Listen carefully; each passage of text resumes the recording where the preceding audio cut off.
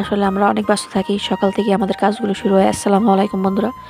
আপনারা কেমন আছেন? আলহামদুলিল্লাহ ভালো আছি। ঘুম থেকে ওঠার পরে ১ম যে কাজটা করি সেটা হলো আপনার অনেক সময় আছে ঘর গুছিয়ে নাস্তা বানানোর জন্য চলে আসি। আজকে আবার একদম নাস্তা বানানোর জন্য রান্না করে চলে আসলাম। তারপর সকাল থেকে দেখি ঘুম থেকে ওঠার পর আপনার ভাই বাজার নিয়ে আসছে, সেগুলিকে রেখে দিলাম। কারণ কি এখন আর এগুলি ধরা যাবে না। আগে নাস্তা রেডি করি, তারপরে ঘরটাকে গুছিয়ে নিলাম।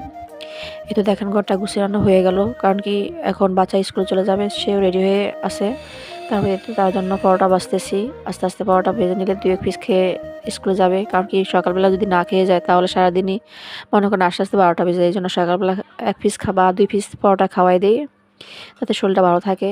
এই তো আমি এখন তাদের নাস্তা রেডি করে দিলাম। তারা নাস্তা খেতে বসে গেল। এখনই স্কুলে চলে যাবে, কারণ কি টাইম হয়ে গেছে স্কুলে যাওয়ার। তারপরে আমি এই রুমটাকে একটু গুছিয়ে নিলাম।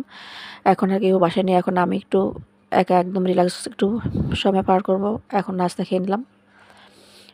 আগে ১ম একটু গরম পানি, কারণ কি গরম পানি আপনার সকালবেলা শরীরের জন্য ভালো, সবাই খাওয়ার চেষ্টা করবেন গরম পানি।